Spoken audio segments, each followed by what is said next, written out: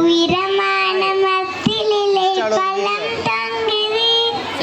பச்சை கிளி பறந்து